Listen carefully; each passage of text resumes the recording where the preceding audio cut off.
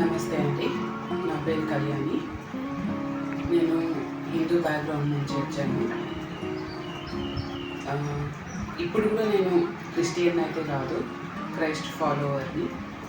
అది ఎలాగా అంటే, మొదట నాకు క్రిస్టియన్స్ మీద ఉండే ఒపీనియన్ ఎలా ఉండేది అంటే, క్రిస్టియన్స్ అంటే వాళ్ళు గొడవ పడుతూ ఉంటారు, ఇతరులని మతంలో మార్చాలి అని చూస్తూ ఉంటారు.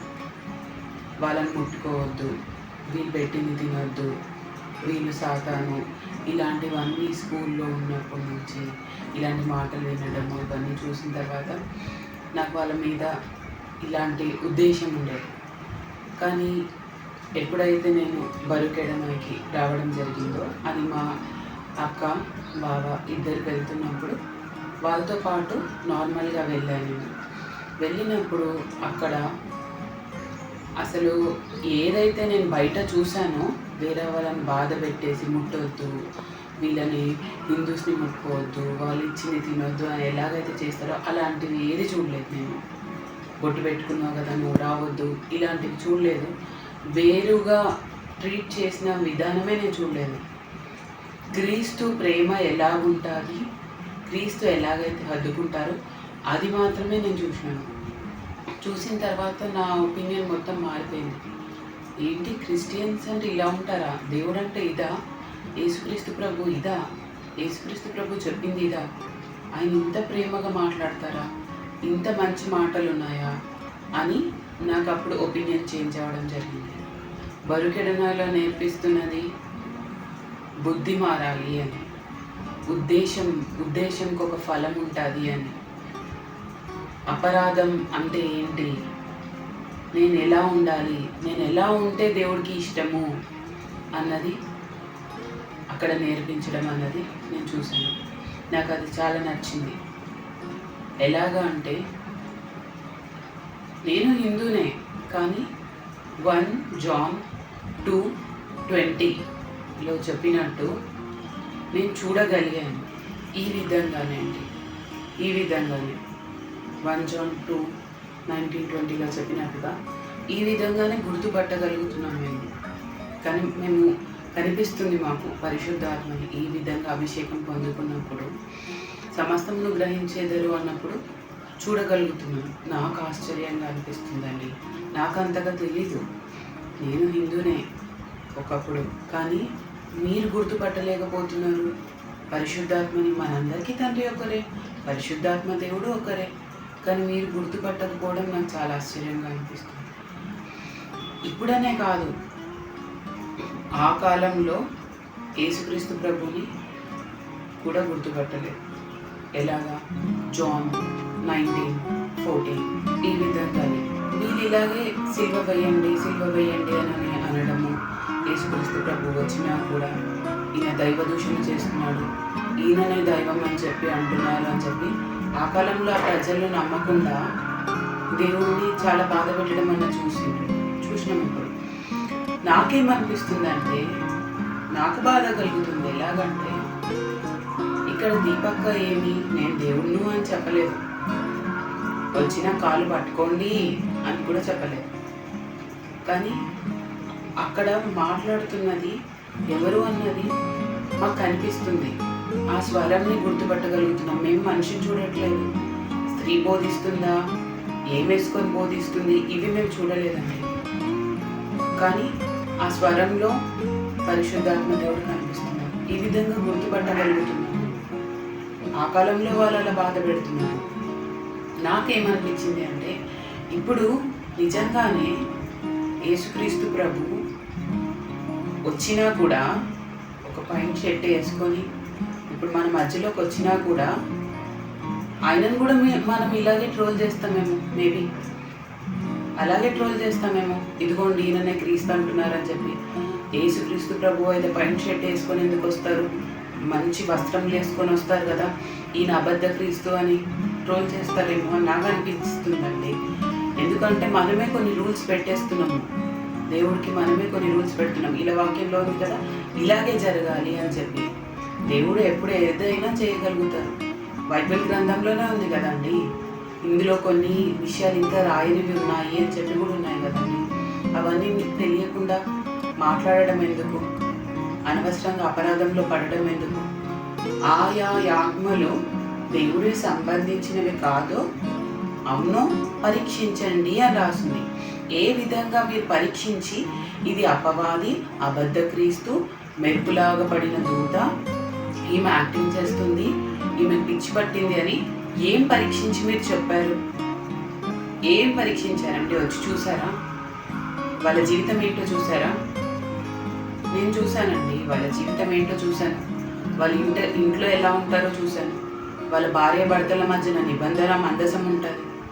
వాళ్ళ పిల్లల మధ్యన నిబంధన మందసం ఉంటుంది. వాళ్ళు దేవుడి గురించి ఆలోచిస్తారు. ఏ విధంగా పరీక్షించి మీరు పరిశోధించి చెప్తున్నారు ఈ అబద్ధ ప్రవక్త అని చెప్పి. అప్పుడు ఆ కాలంలో నిబంధన మందసంని తెచ్చేటప్పుడు ఉపదేదేవుని కూడా దేవుడు ఆశీర్వదించలేదు. జీవ గ్రంథంలో అనేక చోట్లు చాలా ప్లేసెస్లో అన్యులను కూడా దేవుడు ఆశీర్వదించడం మనం చూసాం. నేకో రాజుని ఆశీర్వదించలేదా? అబిమేలెకుని, ఇలాగ చాలా మందిని ఎలాగ ఆశీర్వదింపబడ్డారు? వాళ్ళ వాక్యం ఎలా తెలిసింది? ఆ హృదయం వలననే కదా. మరి ఈరోజు వాక్యము తెలుసు అని అంటూ కానీ ఇక్కడ పరిశుద్ధాత్మ దేవుణ్ణి గుర్తుపట్టట్లేదు అంటే నాకు చాలా విచిత్రంగా అనిపిస్తుందండి. మాకు శిల్వభరణం బాగా గుర్తుందండి. ఎలాగంటే యేసుక్రీస్తు ప్రభు వచ్చారు, మరణించారు, తిరిగి లేచారు. ఇలాగే కాదు, ఇది సత్యమే అయినప్పటికీ కూడా తిరిగి లేచినప్పుడు ఎంతమంది నమ్మారండి? ఎంతమంది నమ్మారు? పక్కనున్న శిష్యులు నమ్మారు. తోమా అయితే ఏమన్నారు? ఆయన చేతిలో వేలు పెడితే తప్ప నమ్మను అని. మరి దాంతో పోల్చుకుంటే ఇప్పుడు జరిగేది ఏంటి? నథింగే కదండి. మీరు అలా ఎలా చెప్తారండి? చెప్పండి. ఆమెకు దయ్యం పట్టిందని చెప్పి, బయలుజుబులు అని చెప్పి అలాంటి మాటలను ఎలా చెప్తారండి? మీరు ఆలోచించనక్కర్లేదా? ఇది నిజమా అబద్ధమా అని ఆలోచించనక్కర్లేదా? ఎవరో వీడియోస్ తెచ్చి ఇచ్చేస్తారు, అది అలాగే వేసేసుకుంటారా? రేపు మీ ఫ్యామిలీ వాళ్ళకి తెచ్చి ఇచ్చేసినా కూడా అలాగే వేసేసుకుంటారా? ఏమో అడుగుతున్నాను. ఆలోచించాలి కదా, వేసే ముందు ఆలోచించాలి కదా, ఇది నిజమేనా అని ఆలోచించాలి కదా. ఇది మనిషి స్క్రిప్ట్ అండి, దేవుడు రాసిన స్క్రిప్ట్ కాదు. మీరు ఏదైతే అంటున్నారో మనిషి స్క్రిప్ట్ ఏంటి అంటే దైవదూషణ చేసే స్క్రిప్ట్. ఏంటది? దయ్యం పట్టిన వాళ్ళు మెంటల్ హాస్పిటల్కి తీసుకెళ్ళండి. ఇవన్నీ మనుషులు, మీరు దేవదూషణ రాసే స్క్రిప్ట్, దేవదూషణ చేస్తున్న స్క్రిప్ట్ ఇది. అది దేవుడి స్క్రిప్ట్ అయితే ఇలా ఉండదు, మనుషులను కాపాడే స్క్రిప్ట్ ఉంటుంది దేవుడిది. సరే, మీరు ఎంతమందిని కాపాడారండి ఇప్పుడు చెప్పండి? ఇవన్నీ మీరు వేశారు కదండి. ఇంతమంది యవనస్తులను ఆమె బంధించింది అని చెప్పి మీరు వేశారు కదండి. ఎంతమందిని కాపాడారు? ఒకటి నాకు అనిపిస్తుంది, అడుగుతున్నాను. ప్రతి ఒక్కరూ అలాగా ఆ వీడియోస్ అలా స్ప్రెడ్ చేస్తూ 300 మంది యవనస్తులని, 300 నుంచి 400 మంది యవనస్తులు ఈమె ఊరిలో ఉన్నారు, వీళ్ళని కాపాడాలి, ఇది కల్ట్ బోధ, బరుకెడన అంటే కల్ట్ అని ఇవన్నీ చెప్తున్నారు కదండి. ఫస్ట్ అవన్నీ చెప్పుకుంటూ అలా వచ్చారు. కానీ ఎప్పుడైతే మేము మా సాక్ష్యాన్ని మేమందరము మా జీవితాలను ముందు పెట్టి ఆ వీడియో రూపంలో మీ దగ్గరికి తెచ్చినప్పుడు ఇమీడియట్గా మీరు మనిషి స్క్రిప్ట్ ఎలా మార్చేశారు? 300 మంది అక్కడ దేవుడి స్క్రిప్ట్ మీ దగ్గర ఉంటే మీరు ఆలోచించేవాళ్ళు ఎలాగా? అదేంటి ఈ 300 మంది యవనస్తులు అని చెప్పారు, వీళ్ళు వచ్చేసి 250 మంది అంటున్నారు, ఆగాలి, ఇక్కడ ఏదో తప్పు జరుగుతుందని మీరు ఆలోచించేవాళ్ళు. కానీ మీరు మనుషుల స్క్రిప్ట్లో ఉన్నారు. తెచ్చిన వాళ్ళు ఎవరైతే ఏంటని ఇంకా తప్పులు పట్టడానికే చూస్తున్నారు. ఆ కరెక్షన్ చేసుకుంటూ ఇంకా తప్పులు పట్టాలి, ఇంకేదేదో మాట్లాడుతూ తప్పులు పట్టాలనే చూస్తున్నారు. కానీ ఆలోచించట్లేదు. ఆ టైటిల్ వేసిన టైటిల్లోనే తప్పు ఉంది, అబద్ధం ఉంది. వేసిన టైటిల్స్లో అన్నింటిలో అబద్ధం ఉంది. కానీ ఇంతమంది అబద్ధాన్ని ఈజీగా స్ప్రెడ్ చేసిన వాళ్ళు ఒక్కరు కూడా అయ్యో ఇది తప్పుగా అన్నామే అని చెప్పి ఒక్కరు కూడా ముందుకొచ్చి చెప్పిన వాళ్ళు ఒక్కరు కనిపించలేదండి. ఇక్కడే తెలుస్తుంది దేవుడిని ఎలాగ గుర్తుపడుతున్నాము, మనిషి స్క్రిప్ట్లో ఉన్నామా దేవుడి స్క్రిప్ట్లో ఉన్నామా అన్నది. నిజంగా నిజంగా మీరు దేవుణ్ణి ప్రేమించిన వాళ్ళైతే, నిజంగా దేవుడు అంటే మీకు ఇష్టం ఉంటే, దేవుడి భయం ఉంటే, ఒక్కసారి మీ మనసు మీద చేసుకొని ఆలోచించండి. మీ మనస్సాక్షిని అడగండి, మీరు పెట్టినది నిజమా అబద్ధమా అన్నది మీ మనస్సాక్షిని అడగండి. మీ మనస్సాక్షి చెప్తుంది.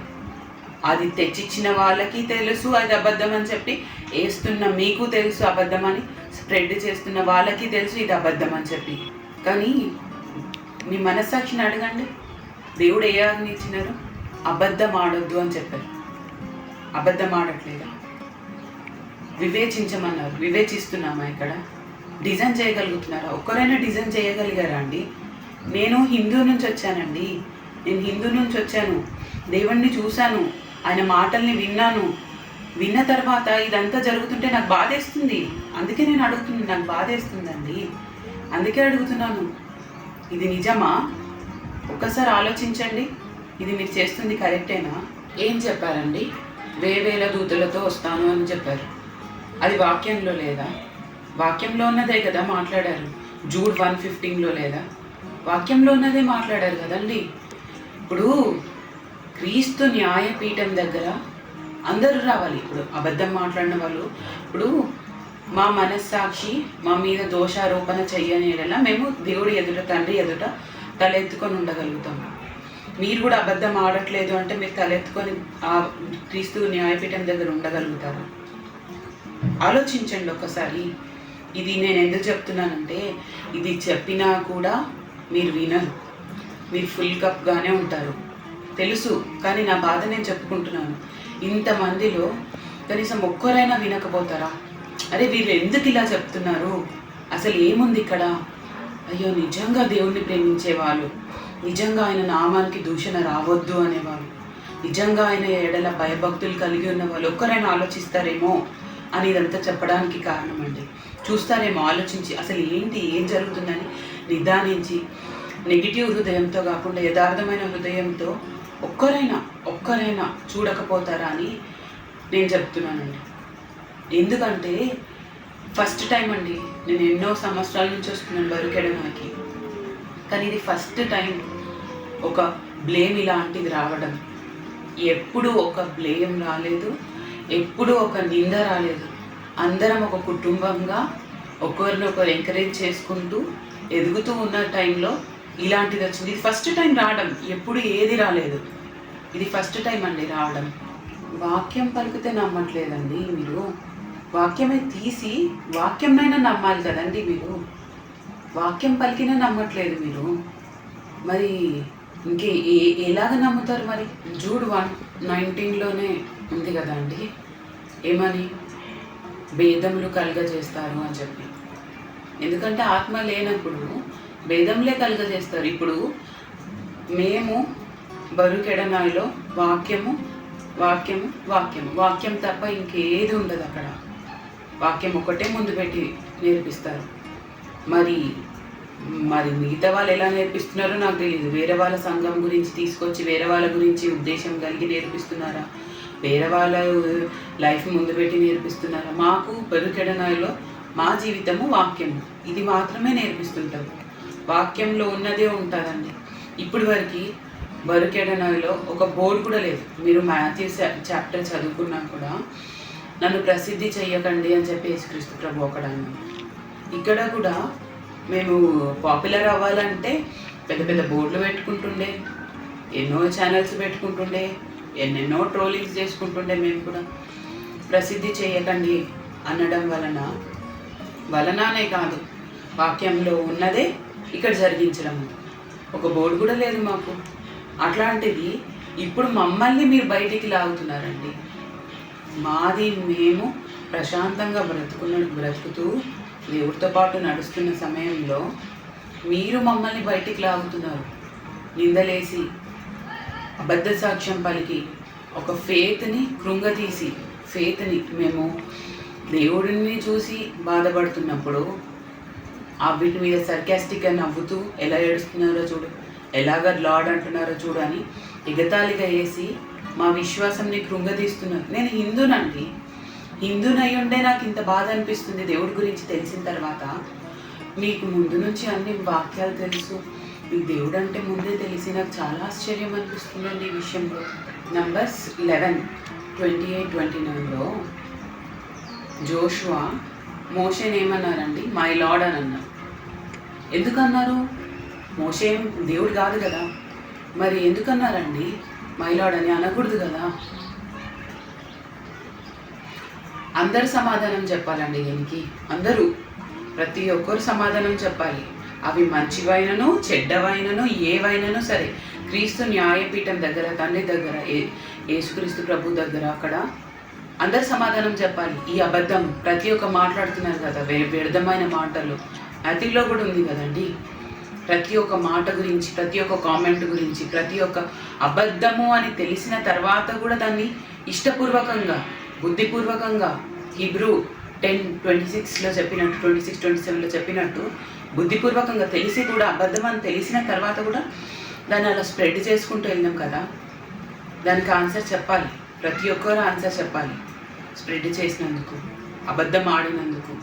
జాన్ 19 చాప్టర్లో 24 వర్స్లో ఏం చెప్పారండి?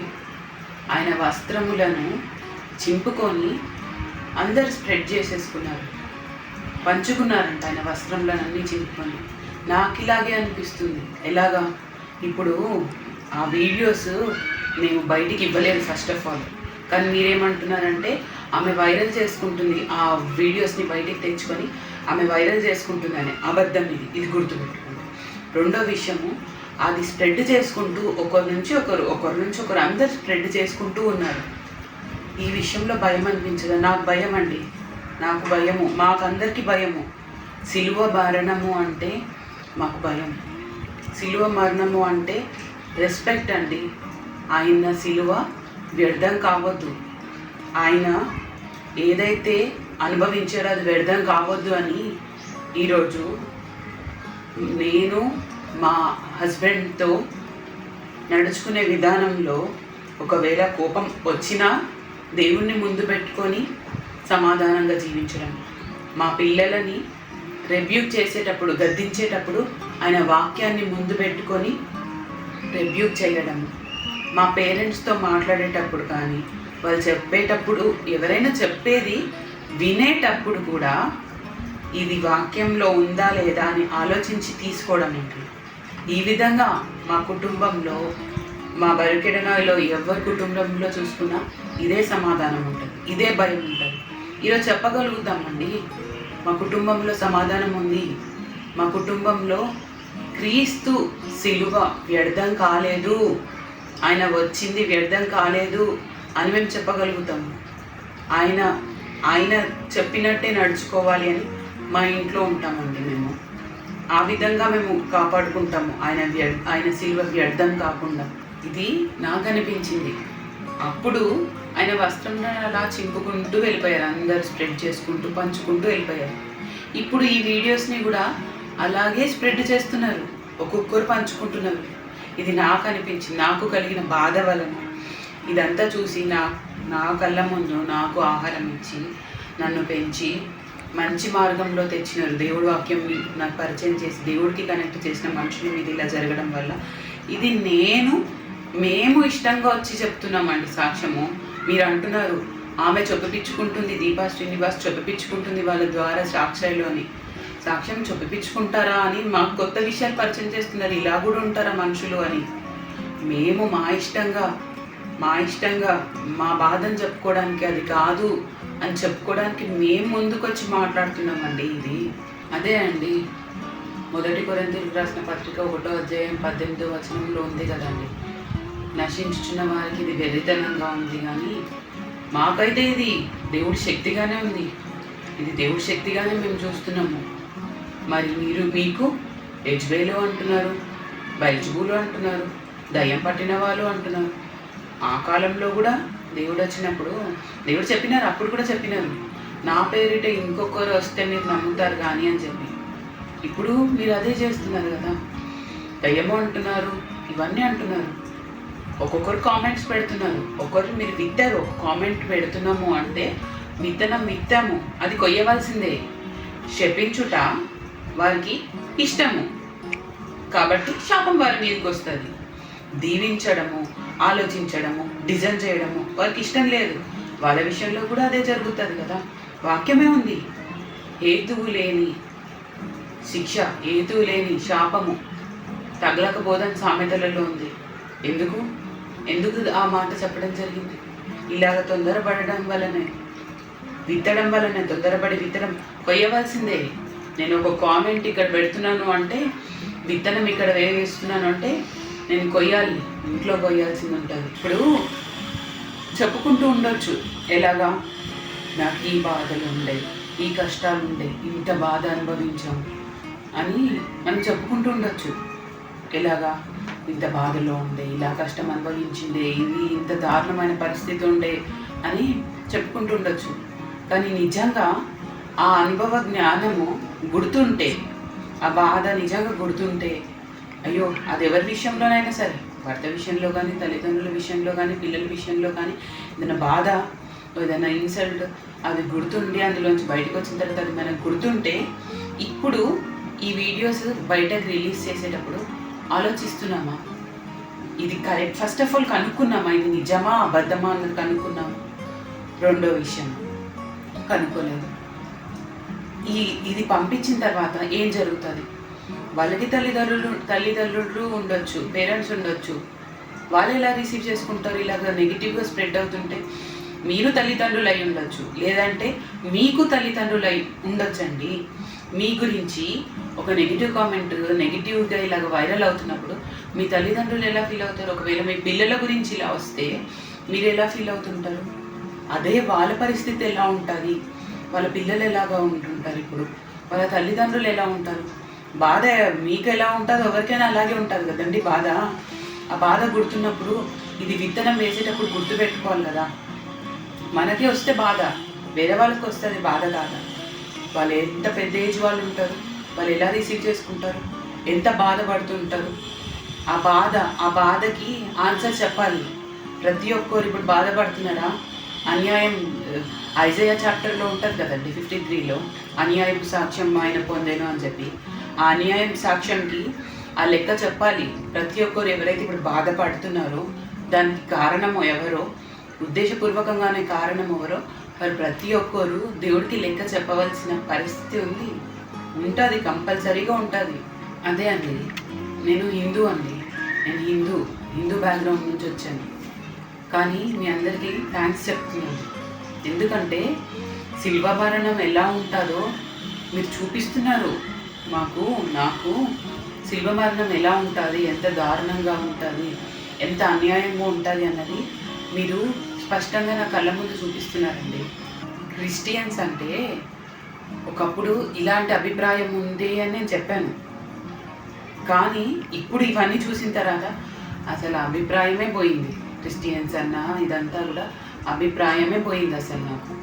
కానీ నాకు బయోకెడనోలో నేర్పిస్తుంది క్రిస్టియన్ అని కాదు, క్రైస్తవులని కాదు, క్రైస్ట్ ఫాలోవర్, క్రీస్తుని వెంబడించడమే నేర్పిస్తున్నారు.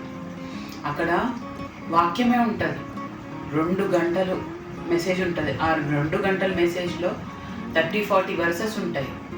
ఆ వర్సెస్లో కూడా వాక్యమే ఉంటాయి, మొత్తం వాక్యమే ఉంటుంది. వాక్యం ముందు పెట్టే మాట్లాడతారు. ఆ వాక్యంలోనే చూపించిన ప్రతి ఒక్క వాక్యంలోనే ఇన్ డెప్త్గా ఉద్దేశం ఏంటి, దేవుడి ఉద్దేశం ఏంటి, ఇప్పుడు నేను చేయాల్సింది ఏంటని ఇన్ డెప్త్గా నేర్పిస్తారు మాకు బలిపీయడం వాళ్ళు. అపోస్తుల పౌలు అన్నారు కదండి, గుర్తుల బలముతోనూ మహత్కార్యములతోనూ పరిశుద్ధాత్మతోనూ వీటి గురించి తప్ప మిగతా నేనేమి మాట్లాడాను అని అన్నారు. మరి మీరు ఏం చేసినారు? ఇదిగోండి ట్రంపెట్ సౌండ్ అని చెప్పి ఇలా ఆరో వేసి చూపించినారు. మరి అదిగోండి జీసస్ వచ్చారు అని చెప్పేసి ఒక యారో చేసి చూపించారు. అదిగోండి ఆకాశంలో ఏంజిల్స్ ఉన్నాయని చెప్పి ఒక యారో చూపించినారు. మీరు అది నమ్మనప్పుడు ఇది కూడా నమ్మకూడదు కదండి, మరి నమ్మకూడదు మరి. కానీ ఈజీగా తీర్పు తీర్చేస్తున్నారు. ఎలాగా? విజిల్ వేశారు అని అంటున్నారు. విజిల్ గురించి వాక్యం లేదా? కన్ను కొట్టారంటున్నారు, వాక్యం లేదా? 70 మెంబర్స్ యూత్ ఉన్నారు, 300 మంది అని అన్నారు, అది తీర్పు తీర్చలేదా? ప్రతి దాని గురించి వాక్యం ఉంది, కానీ మీరు ప్రతి ఒక్క దాని గురించి తీసి మీరు తప్పు పట్టాలనుకున్నారు కాబట్టి అన్నింటినీ తప్పు పడుతూనే వచ్చారు. అన్ని వాక్యమే ఉన్నాయి, అన్నిటి గురించి వాక్యమే ఉన్నాయి, అన్ని స్పష్టంగానే ఉన్నాయి. ఆయన తీర్పు తీర్చడం అనేది జరిగింది. ఒకసారి మీరు పెట్టినవే ఆ వాక్యాలే ఒకసారి వెళ్ళి మీరు చదువుకోండి. ఈ సిచ్యువేషన్ ముందు పెట్టుకొని చదువుకోండి. అప్పుడు మీకే అర్థమవుతుంది తీర్పు తీర్చానా, తీర్పు తీర్చలేదా అన్నది మీకే అర్థమవుతుందండి. అక్కడ వాక్యంలో ఆ వ్యభిచారం చేసే స్త్రీని పట్టుకున్నప్పుడు అందరు రాళ్ళు పట్టుకొని వచ్చారు కొట్టేద్దామని చెప్పి. అక్కడ కూడా దేవుడిని పరీక్షించారు, అది వేరే విషయం అనుకోండి. అప్పుడు యేసుక్రీస్తు ప్రభు ఏమన్నారు, నీలో ఏ తప్పు లేకపోతే మీరు రాళ్ళతో కొట్టండామని, ఫస్ట్ రా వేయండి అని చెప్పారు. కానీ ఇప్పుడు ఇక్కడ మీరందరూ రాళ్ళేసేసి కొట్టేశారు కూడా, కొట్టి పాడేస్తున్నారు కూడా. మరి మీలో పాపం లేదా? మీలో అబద్ధం లేదా? మీలో వేషధారణ లేదా? ఉద్దేశపూర్వకమైన పాపం లేదా? సీక్రెట్ సిన్స్ లేవా? మీలో ఏ అపరాధమే లేదా? ఆలోచించుకోండి, నిజంగానే ఏది లేదా? ఇప్పుడు ప్రతిదీ ఏదైతే జరుగుతుందో దాని అన్నిటికీ ఆన్సర్ మా దగ్గర ఉందండి. ప్రతిదానికి ఆన్సర్ ఉంది. కానీ మీరు కట్ చేస్తూ అతకబెడుతూ కట్ చేసి ప్రతి ఒక్క వీడియోని ఎక్కడ అట్లాగా చేస్తే మీకు కావాల్సిన స్టోరీ మీకు వస్తుంది. మీకు ఏ స్టోరీ కావాలో ఆ స్టోరీ మీకు వస్తుంది. మళ్ళీ మీరేమంటున్నారు, బుద్ధి లేని జనాంగము, సిగ్గు లేని వాళ్ళు, అంధభక్తులు, తెలివి లేని వాళ్ళు, బుద్ధి లేదా, ఇవన్నీ మాటలు అంటున్నారు. ఆ బుద్ధి ఉన్న వాళ్ళైతే ఆలోచిస్తారు, ఇది ఎప్పుడుది వీడియో, ఎన్నో సంవత్సరాలదండి అది, ఎప్పుడుదో వీడియో అది, ఎప్పుడుదో వీడియో ఇప్పుడు వచ్చింది. ఆలోచించాలి. అది తెచ్చిన వాళ్ళ దగ్గర వాక్యంకి వాళ్ళు తెలుసా? ఎవరైతే తెచ్చారో మీకు ఇచ్చారో వాళ్ళకి వాక్యం తెలుసా? నేను అన్నాను, వాక్యంకి వాళ్ళు తెలుసా? తెలిసి ఉంటే వాళ్ళు ఇవ్వరు, ఇచ్చినా ఈ విధంగా చెప్పరు.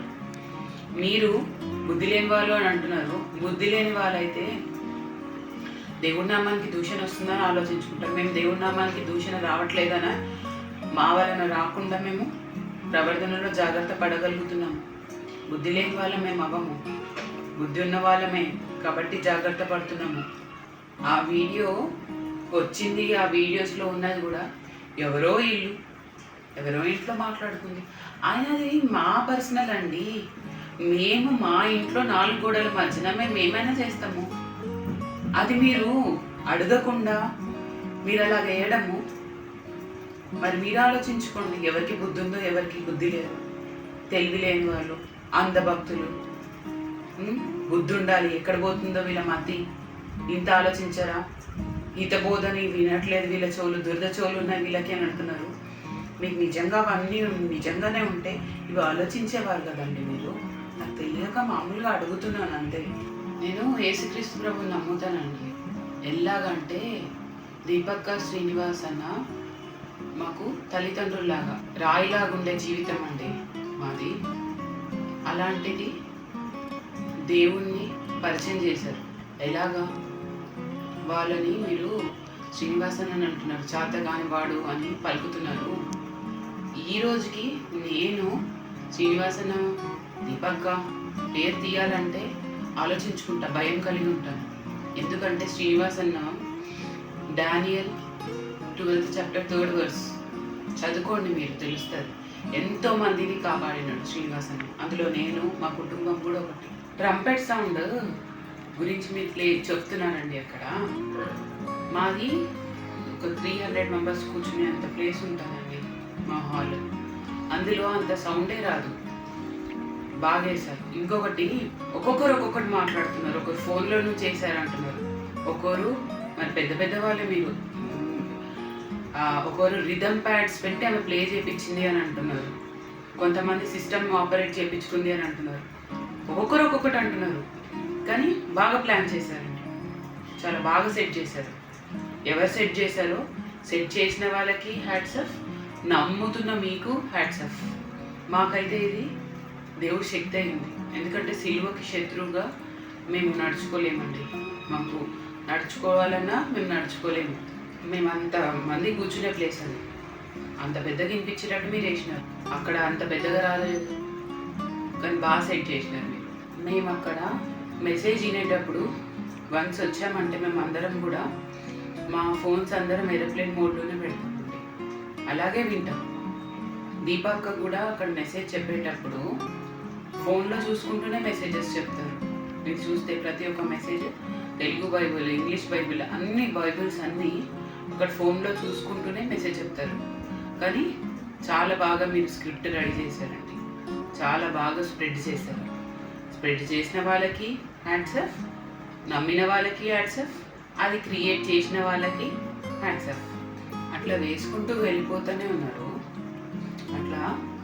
కానీ ఒకరు కూడా మేము చూస్తున్నాము, ఎవరైనా పరిశుద్ధాత్మతో నిండుకొని వాళ్ళు ఎవరైనా ఒక్కరైనా గుర్తుపడతారేమో, ఆత్మని గ్రహిస్తారేమో అని చూసాం. కానీ ఒక్కరు కూడా గ్రహించలేరు. అందరు రాసుకుంటూ వెళ్ళిపోతూనే ఉన్నారు, స్క్రిప్టులు రాసుకుంటూ వెళ్ళిపోతూనే ఉన్నారు.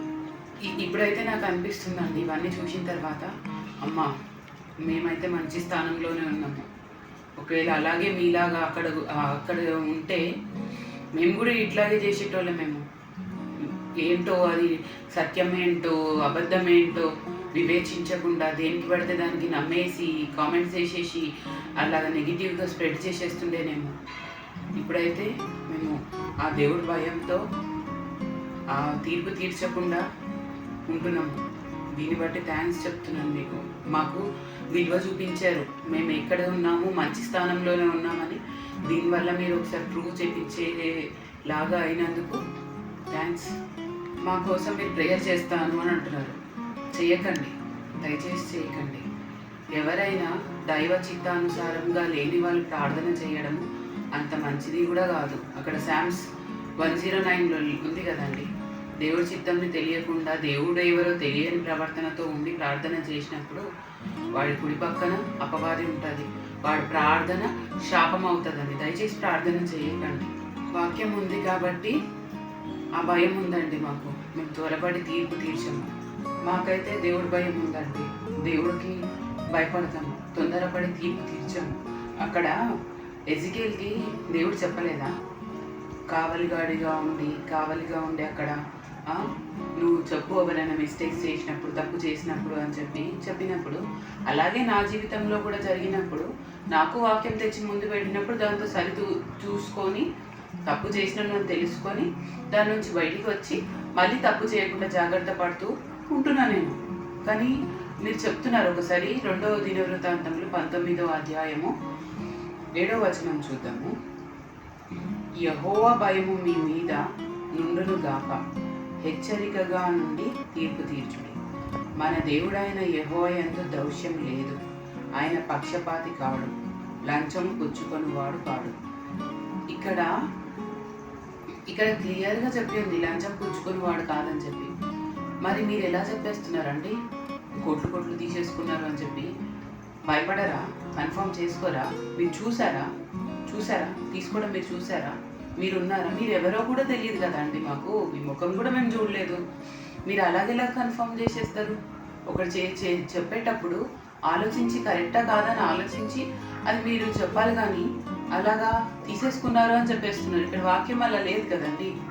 మేము కూడా చూస్తామండి, యూట్యూబ్లో ఏవేవో వస్తుంటాయి, యూట్యూబ్లో వచ్చినవి చూస్తాం. మేము కూడా చేయొచ్చు, కామెంట్ చేయాలి అంటే చేస్తాము. చేసినప్పుడు ఆ కామెంట్స్ పెట్టుకుంటూ హ్యాపీగా వెళ్ళిపోవచ్చు. వేళ్ళు ఉన్నాయి కదా అనేసి కామెంట్స్ పెట్టుకుంటూ టైం ఉంది కదా, తొందరగా జడ్జి చేయొచ్చు కదా అని. కానీ ఏమవుతుంది తర్వాత? దేవుడి భయము. ఆ కామెంట్స్ వచ్చి ఏడబడితే ఆ కామెంట్స్ వచ్చి మళ్ళీ వచ్చి ఇంట్లోనే పడతాయి, మా ఇంట్లోనే పడతాయి, మా మీదకే వస్తాయి కదా. దేవుడితో పోరాడడం అవసరమా అండి? అలాగే అనుకుంటాం. ఇదే మా బోధ. ఫస్ట్ తెస్సలోనికీయులకు రాసిన పత్రిక 4వ అధ్యాయంలో ఉంటుంది కదండి, మైండ్ యువర్ ఓన్ బిజినెస్ అని. అదే మా బోధ.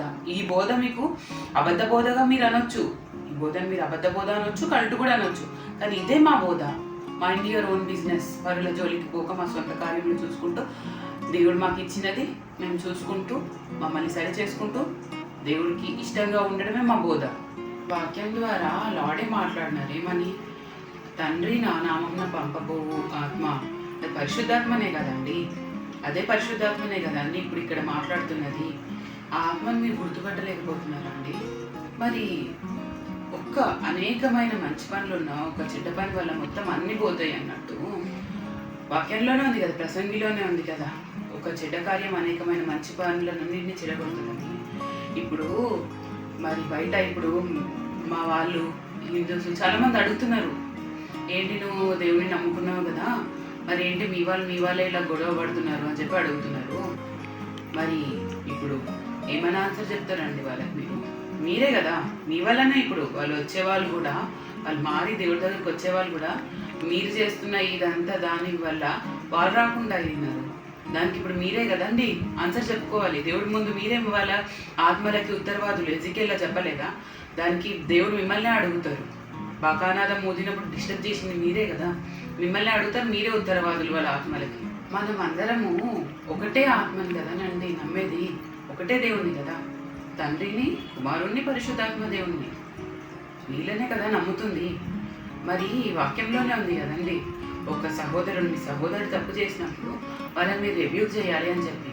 మరి తప్పు చేసినట్టు మీకు అనిపిస్తున్నప్పుడు మరి రివ్యూ చేయడానికి ఎవరు రాలేదు, అడగడానికి ఎవరు రాలేదు.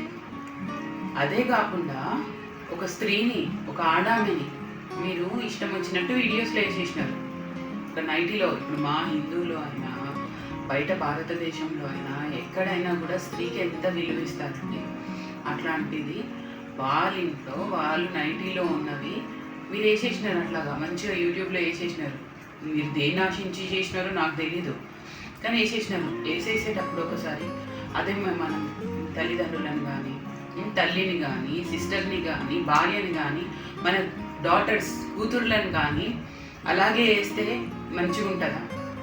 ఒకసారి ఆలోచించండి, మంచిగా ఉంటుందా? ఇప్పుడు ఇది ఎవరు తెచ్చి ఇచ్చినారో నాకు తెలీదు, కానీ ఇష్టం వచ్చినట్టు వేసేసినారు నైంటీస్లలో ఒక ఆడామని, రెస్పెక్ట్ లేకుండా. అదే నాకు ఒకటి అనిపిస్తుంది, అడుగుతున్నాను. అలాగ వేసేసారు కదండి, మరి అలాగా వేయడానికి మీకు అధికారం ఎవరిచ్చారు? పోలీసులు ఇచ్చారా? వేయండి అని చెప్పి, స్త్రీని అలాగ వేసేయండి, పర్వాలేదు చట్టాలు మేము చూసుకుంటామని పోలీసులు మీకు అధికారం ఇచ్చారా? లేదా కోర్టులు ఇచ్చాయా? కోర్టు ఇచ్చిందా మీకు అధికారము? లేదంటే మహిళా సంఘాలు ఇచ్చాయా? చెప్పండి, మహిళా సంఘాలు ఇచ్చాయా స్త్రీని అట్లాగ వేసేసేయమని చెప్పి కదా? అలాగే ఏమని మీకు అధికారం ఎవరిచ్చారో నాకైతే తెలియదు. ఇచ్చిన వాళ్ళు మాత్రం కేనే. ఎందుకంటే ఏబేలుతో జరిగినప్పుడు దేవుడు మాట్లాడిన తర్వాత కూడా కేను చంపేయడం జరిగింది. దేవుడు తెలిసిన తర్వాత, దేవుని దివ్యవాక్యంని రుచి చూసిన తర్వాత కూడా ఇలాగ చేస్తున్నారు అంటే వాళ్ళు కంపల్సరీ కేనే, ఇది గ్యారెంటీ, డౌట్ లేదు. మళ్ళీ దేవుడు తెలుసు అన్నట్టే ఉంటాము, దేవుడు మనకు తెలుసు, దేవుడి వాక్యం తెలుసు అన్నట్టే ఉంటాము. పవిత్రం అనుకుంటే అందరికీ పవిత్రం. ఒకసారి చదువుదామండి, టైటస్ 1st chapter 15-16. పవిత్రము వరకు అన్నీ పవిత్రములే, కానీ అపవిత్రులకు, అవిశ్వాసులకును ఏది పవిత్రమైనది కాదు. వారి మనసును, వారి మనస్సాక్షియు అపవిత్రపరచబడి ఉన్నది. దేవుణ్ణి ఎరుగుదుమని వారు చెప్పుకుందురు, కానీ అసహ్యులను, అవిధేయులను ప్రతి సత్కార్యము విషయంలో భ్రష్టులై ఉండి తమ క్రియల వలన ఆయనను ఎరుగమన్నట్లున్నారు. దేవుడు తెలుసు అన్ననే మనం బిహేవ్ చేస్తున్నాము, కానీ మన ప్రవర్తన, ప్రార్థన అంటున్నారు. ప్రార్థన చేసి ప్రవర్తన లేకపోతే ఎవరికి కావాలండి ప్రవర్తన? ఆ ప్రవర్తన ద్వారానే మీరు ఎంతమందిని చంపేసినారు. అప్పుడు ఏబిల్ని చంపేసినారు దేవుడు మాట్లాడిన తర్వాత కూడా. ఇప్పుడు దీపకని మీరు చంపేసినారు, ఒక స్త్రీని అయ్యుండి చంపేసినారండి. మీ ప్రవర్తన వల్ల ఆమె క్యారెక్టర్ని చంపేసినారు. ఒక విషయం అండి, ఇది స్ప్రెడ్ అయ్యేటప్పుడు వాళ్ళ తల్లిదండ్రుల వయసు ఎంత ఉంటుందండి? శ్రీనివాసన్ వాళ్ళ అమ్మ వయసు 80 దాటిపోయి ఉంటుంది, 80 దాటిపోయి ఉంటుంది.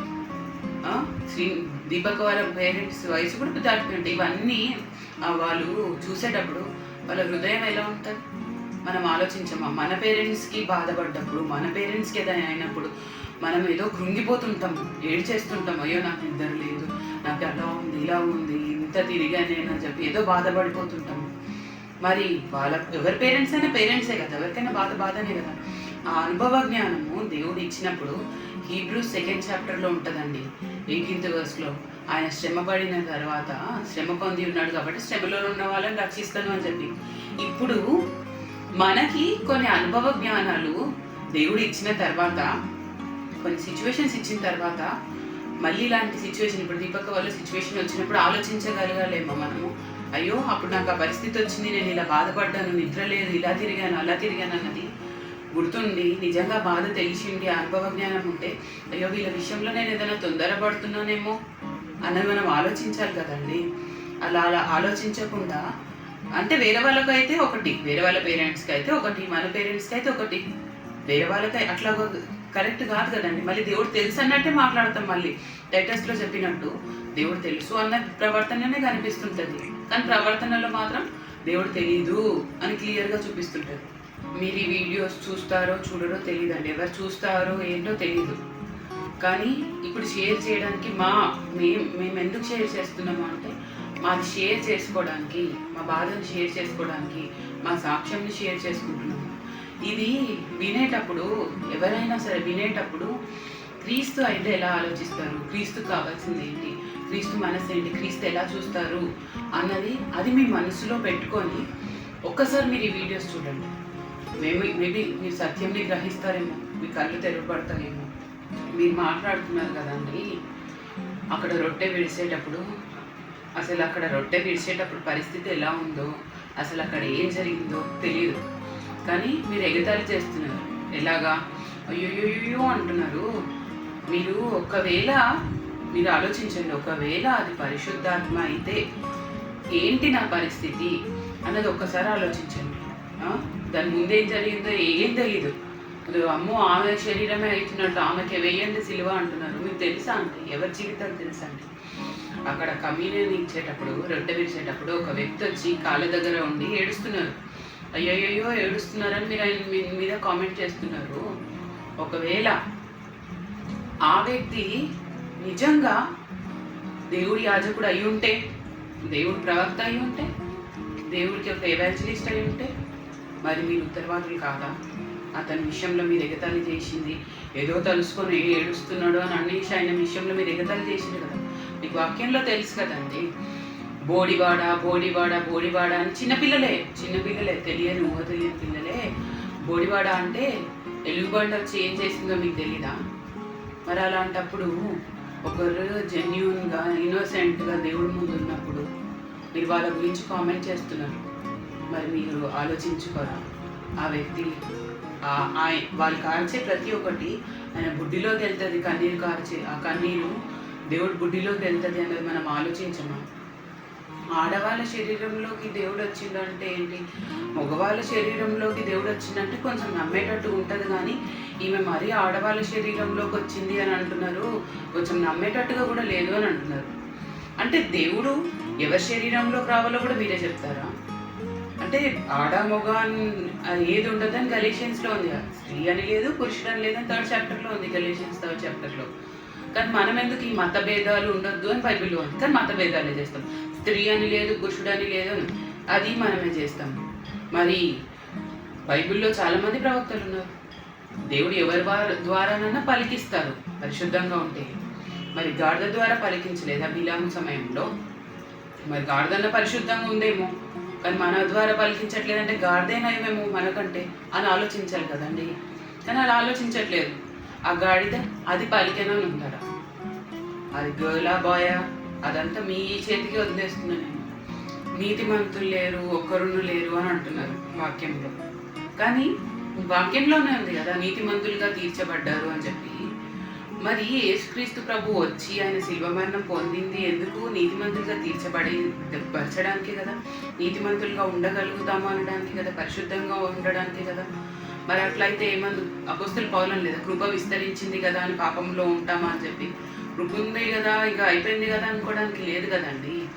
మరి ఆ విధంగా ఎలాగ చెప్పగలుగుతున్నాను? నేను హిందూ అండి, హిందూనై ఉండి నేను ఉండగలగాలి, ఎందుకు రారు ఒక మనిషి లోపలికి దేవుడు ఆత్మ ఎందుకు రారు అన్నది ప్రవర్తనలో మార్చుకున్నప్పుడు, మీరు దీపక్క లోపలికి లార్డ్ వచ్చారు అంటే నమ్మట్లేదు. ఆమె ప్రవర్తన అట్లుందా అంటున్నారు. మరి వచ్చి చూడండి, మేము చూసాము. గలేషియన్లో ఉంది కదా, ఆ ఫలంని చూసి నమ్మండి అని చెప్పి, ఆ ఫలంలో చూసి నమ్మండి, వాళ్ళ వాళ్ళ ఫలం ఎలా ఉందో చూసి నమ్మండి అని వాక్యంలో ఉంది కదా, మాథ్యూలో కూడా ఉంది కదా. వాళ్ళ ఫలంలో చూసే నమ్ముతున్నాము. వాళ్ళ ఇంట్లో ఎలా ఉంటారు, సమస్యలలో ఉన్న మనుషులను ఎలా చూస్తారు, ఒక్కొక్కరికి ఒక్కొక్కలాగా పార్షాలిటీ చూపించారండి. అందరికీ వాక్యం పెట్టే చూపిస్తారు. వాళ్ళు వాక్యం లేకుండా ఏది మాట్లాడరు, కానీ మీరు మాట్లాడేస్తున్నారు. రైచస్ని అందరినీ అనేస్తున్నారు. ఎవ్వరు ఉండరు, నీతిమంతులుగా ఎవరు జీవించరు, దేవుడు ఆత్మ అసలు రానే రాదు అన్నట్టుగా మాట్లాడుతున్నారు. మనుషులను కూడా అదే బోధలు నడిపిస్తున్నారు. మరి అట్లయితే ఇందాక చెప్పినట్టుగా ఆ గాడిదకి యెహోవాకు వచ్చింది, నోటికి యెహోవాకు వచ్చింది. ఆది యందు వాక్యం ఉండని, వాక్యం దేవుడై ఉండని, వాక్యమే దేవుడై ఉండని. మరి గాడిద దగ్గరికి వెళ్ళి వాక్యం వచ్చినప్పుడు, స్టోన్స్ రాళ్ళు కూడా మాట్లాడతాయి అన్నప్పుడు, చేప కూడా దేవుడి మాట విన్నది, గాలి దేవుడి మాట విన్నది, సముద్రం దేవుడి మాట విన్నది, అలలు దేవుడి మాట విన్నది. కానీ దేవుడి వాక్యం తెలుసు, టైటస్లో చెప్పినట్టు దేవుడి వాక్యం తెలుసు అన్న మనుషులు మాత్రము ఈ ఫైటింగ్స్, ఒకరినొకరు పాయింట్అవుట్ చేసుకుంటూ ఆయన సిల్వ వ్యర్థం చేస్తూనే ఉండొద్దండి. దేవుడు రారు, దేవుడు ఉంటారా ఒక మనిషి లోపల అనుకుంటూ, ఇది దేవుడి సేవనా అండి? ఇది దేవుడి సేవనా? ఇలాగ మనుషులను నడిపిస్తాము మనము.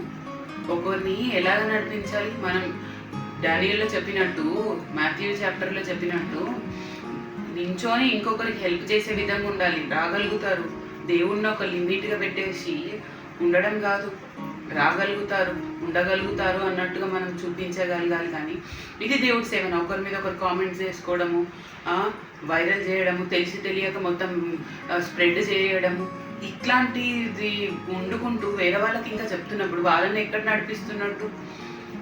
ఇది కాదా బిలాంబోధ? ఆ బిలాంబోధలో నుండి దీపక మెసేజెస్ని ఇక్కడ బరుకెడన కల్ట్, ఇది బిలాంబోధ అని అంటున్నారు. ఇది తప్పు కాదా? ఇంకొకటి ఆమెను వెంబడిస్తున్నారు అని అంటున్నారు. మీరు వచ్చి చూస్తే తెలుస్తుంది ఆమెను వెంబడిస్తున్నామా. వాళ్ళు ఏం చెప్తున్నారు? ముందు నుంచి అయినా శ్రీనివాసన, దీపక, దేవుడి వాక్యం ఉందా లేదా చూడండి, ఓపెన్ చేసి చదవండి అని మాతో చదివిస్తారు. ప్రతి ఒక్క వాక్యం ఓపెన్ చేసి చదివిస్తారు. వాళ్ళని వెంబడించేటట్టుగా లేదు, వాళ్ళ ప్రవర్తనను చూపిస్తున్నారు, ప్రవర్తన ఎగ్జాంపుల్గా పెట్టినారు. కానీ దేవుడిని వెంబడించేలాగా చేసినారు, దేవుడికి కనెక్ట్ చేసినారు, వాళ్ళకి కనెక్ట్ చేసుకోలేదండి. ఇట్లాగానే వండుకుంటూ దేవుడిని బాధ పెడితే అది కరెక్ట్ కాదు. క్రీస్తు సిలువ వ్యర్థం కావద్దు అని ఆ ప్రవర్తన నేర్చుకుంటూ అలాంటి బోధనే మేము బరుకెడనాయిలో ఉన్నాము. క్రీస్తు సిలువ వ్యర్థం కావద్దు, ఆయన శ్రమ వ్యర్థం కావద్దు అనే బోధనే బరుకెడనాయి బోధ. అది మీరు బరుకెడనాయి కల్ట్ అనుకుంటారా, బరుకెడనాయి భ్రమపరుచుతుంది అనుకుంటారా, బరుకెడనాయి వాళ్ళని భయపెడుతున్నది అనుకుంటారా? మాకు సంబంధం లేదండి. పాపం చేయకుండా జీవించగలుగుతాం. ఈరోజు చెప్పగలుగుతాం, బరుకెడనాయిలు ఎవరినైనా అడగండి, తప్పు చేయకుండా, అబద్ధం ఉందా లేదు, అబద్ధం లేకుండా ఉండగలుగుతున్నాము, వేషధారణగా ఉండట్లేదు, హిపోక్రసీగా ఉండట్లేదు, మర్యాదగా నడుచుకుంటున్నాము, తెలిసి తెలియకుండా విషయాలలో వెళ్ళట్లేదు, మైండ్ యువర్ ఓన్ బిజినెస్ అనే బోధ, ఇలాంటి బోధలు ఉంటున్నాము. ఇంకా ఫేస్బుక్లు సోషల్ మీడియా ఇవి ఉండవు అని చెప్పి ఇది ఉండొద్దు అని ఒక రూల్ కాదండి. ఒక్కసారి మీకు తెలిసి ఉంటాయి, మీకున్నంత జ్ఞానం మాకు లేదు, మీకున్నంత ధైర్య సాహసాలు నాకైతే లేవు. కానీ ఒకసారి చూడండి, బయట తల్లిదండ్రులు ఎట్లా బాధపడుతున్నారు. పిల్లలు ఎడిక్ట్ అయిపోయి ఫోన్స్కి, ఫేస్బుక్లకి, యూట్యూబ్కి, ఫోన్లకి ఎడిక్ట్ అయిపోయి ఉంటున్నారు. కానీ బరుకెడనాలో ఉన్న తల్లిదండ్రులను వచ్చాడు కండి. సంత శ్రీనివాస్ అని అంటున్నారు కదా, కూర్చొని ఫ్యామిలీ అందరూ కూర్చొని ప్రసంగిలో చెప్పినట్టుగా అందరం కలిసి కూర్చొని తినడం నేర్పించారు, ఒకరినొకరు ఎంకరేజ్ చేసుకోవడం నేర్పించారు, ఒకరు పడితే ఇంకొకరు లేపడం నేర్పించారు, ఒక ఇంట్లో అది నేర్పించారు. ఒకరిని బట్టి ఒకరు బాధపడుతూ ఉండడం లేదు ఇక్కడ బరుకెడనాయిలో. బరుకెడనాయి కల్ట్, అందులో ఉన్న వాళ్ళకి ఫేస్బుక్లు ఉండవు, సోషల్ మీడియా ఉండవు అని అంటున్నారు. ఇందాక చెప్పినట్టే ఒక్కొక్కరు ఎలాగ సఫర్ అవుతారో తెలుసా అండి? ఒక ఫేస్బుక్కి అడిక్ట్ అయిపోయి, లేదంటే ఒక ట్విట్టర్కి, ఫోన్లకి అడిక్ట్ అయిపోయి వాళ్ళ ఫ్యామిలీ వాళ్ళు ఎంత ఫేస్ చేస్తారో, అందులో పోయి అందులోంచి బయటికి రాలేక ఎంత నరకం అనుభవించిన వాళ్ళు ఉన్నారో తెలుసా అండి? అట్లాంటి వాళ్ళని శ్రీనివాసన్న, దీపక్క వాక్యం ముందు పెట్టి ఎంతో ప్రయాసపడి బయటికి తీసుకొచ్చి కడిగి పరిశుద్ధపరిచి దేవుడి ముందు పెట్టిదే కొరింథీయులో చెప్పినట్టు. అట్లాగే దీపక్క, శ్రీనివాసన్న అక్కడ బందీలుగా ఉన్న వాళ్ళని ఆ యూట్యూబ్లలో, ఫేస్బుక్లలో, ఈ సోషల్ మీడియాస్లలో ఇరుక్కొని ఎవరికి చెప్పుకోలేకుండా బాధలలో ఇరుక్కొని ఎవరికి చెప్పుకుంటే ఏమవుతుందో అన్న డిప్రెషన్లో ఉన్న వాళ్ళని, సూసైడ్ చేసేసుకుందాము అనుకున్న వాళ్ళని కూడా వాక్యం ముందు పెట్టి శ్రీనివాసన్న దీపక వాళ్ళు తెచ్చి వాళ్ళని పరిశుద్ధపరిచి పవిత్రపరిచి వాక్యంతో ఆహారం ఇచ్చి కొలెషన్స్ 1:28లో చెప్పినట్టు దేవుడి ముందు పెడితే ఇప్పుడు మనం ఏం మాట్లాడుతున్నాము, వాళ్ళకి ఫేస్బుక్లో ఉండవంట ఇది కల్ట్ అని మీకు అనిపిస్తే అనండి, కల్ట్ అనే అనండి. మాకు మాత్రం ఇది కల్ట్ కాదు, ఇది ప్రశాంతంగా జీవిస్తున్న జీవితం అంటాం. అట్లాంటి వాటికి వెళ్ళక ఇప్పుడు వాక్యంలో ఉంది వేడుదుడా అనొద్దు అని చెప్పి ఉంది. మన దేవుడి దగ్గరికి వెళ్ళి అంటామా, ప్రభువా వాళ్ళు వేడుదులాగానే ఉన్నారు, వేడుదుడా అనొచ్చా మరి అని అంటామా? అనొద్దు కూడా. అదే బలికెడనే బోధ. వాళ్ళు వ్యర్థంగా ఉన్నా అనొద్దు అని వాక్యం ఉంటే అనొద్దు, అది బలికెడనే బోధ అంటున్నారు. దేవుడు మనిషి లోపలికి వచ్చి ఉంటారా అని అంటున్నారు. వాక్యం తెలిసిన వాళ్ళే అంత నీతిగా ఉంటారా అని అంటున్నారు. ఉంటారా లేదా చూస్తేనే తెలుస్తుంది కదా, ఆ ఫలం ఎట్లుందో చూస్తేనే తెలుస్తుంది కదా. మళ్ళీ అంటున్నారు లార్డ్ అని అంటున్నారు, బుద్ధి లేని జనాలు, తెలివి లేని జనాలు అని అంటున్నారు. మరి మాథ్యూ 12:36లో ఉన్నది తెలీదా? ఒకరిని అట్లా అనేటప్పుడు తెలీదా? మాకు బరికెడను నేర్పించింది అది. ఎక్కడ ఏదున్నా అనొద్దు అంటే అనొద్దు, వాక్యంలో ఉంది అంటే అనొద్దు అంటే అనొద్దు అంతే. ఇదే మాకు వాక్యంలో నేర్పించినారు. ఇక్కడ అందరం హ్యాపీగానే ఉన్నాం. దేవుడి వాక్యంని పట్టుకొని మారు మనసు పొందుకుంటూ దేవుడి భయంతో జాగ్రత్తగా ఉంటున్నాను. ఇప్పుడు ఇది షేర్ చేసింది కూడా నా ఇష్టంగా నేను షేర్ చేసినాను. ఎవరో ఫోర్స్ చేసి చేపిస్తున్నారు, భయపెట్టించి చేపిస్తున్నారు అనుకోవడానికి లేదు. భయం ఏం భయం అంటుంది? మనుషులు భయపెట్టిస్తే భయపడతామా? 4 గోడల మధ్యన మనిషికి భయపడతామా? దేవుడికే కదా 4 గోడల మధ్యన కూడా భయపడేది. ఒక తప్పు చేస్తున్నప్పుడు అక్కడ భయము వస్తుంది అంటే అదే కదా వాక్యము. తప్పు చేసే ముందు ఒక మనిషి గుర్తొచ్చి వాక్యం గుర్తొచ్చి ఆగుతున్నాం అంటే అదే కదా దేవుడి భయము. అది తల్లిదండ్రులు గుర్తొచ్చి పిల్లలాగినా అది దేవుడి భయమే. దేవుడి భయమే అది. తప్పు చేయకుండా ఆపేది దేవుడి భయమే. మంచి ప్రవర్తన నేర్పించేది భయమే. మీరు అంటున్నారు, అన్ని మాటలు అంటున్నారు, రైట్ చేసుకొని కొట్టేస్తున్నారు. మరి మీరు కరెక్ట్గా ఉన్నారా? మీరు ఏ తప్పు చేయట్లేదా? అందరినీ కరెక్ట్గానే మీరు బోధిస్తున్నారా? మీ దగ్గర ఉన్న వాళ్ళని భ్రమపరచకుండా మేము చెప్పగలుగుతామండి. హృదయపూర్వకంగా వచ్చి షేర్ చేస్తున్నాం అంటేనే మీరు అర్థం చేసుకోవచ్చు. ఇప్పుడు మేము అందరం మాట్లాడిన దాంట్లో ఇప్పుడు మేము ఎవరెవరైతే వచ్చి మాట్లాడినామో ఇంతమంది సాక్ష్యాలు మాకు హృదయంలో మా తల్లిదండ్రులను అంటున్నారు అని మాకు బాధ అనిపించి మేము వచ్చి మాట్లాడుతున్నామండి. ఆమె మాట్లాడిపించుకుంటుంది, సాక్ష్యాలు చెప్పిపించుకుంటుంది అంటున్నారు. ఇది కూడా వ్యర్థమైన మాటనే. లెక్క చెప్పే దినమున భరించగలుగుతామా? ఆలోచించండి. లెక్క చెప్పే దినమున ఇవన్నీ స్క్రోలింగ్ అవుతుంటాయి మనం చేసినవన్నీ. ఆ దినంలో భరించగలుగుతాము. ఒకటే ఇది కూడా స్క్రోలింగ్ చేసుకొని ఇందులో కూడా హాఫ్ కట్ చేసి ఇటు చేసి మీకు స్టోరీలు అల్లుకుంటారా అంటే మీ ఇష్టం. ఒకటే చెప్పాలనుకుంటున్నాను, దేవుడి భయము అందరికీ, మీకు నాకు అందరికీ ఉండునుగాక. Thank you.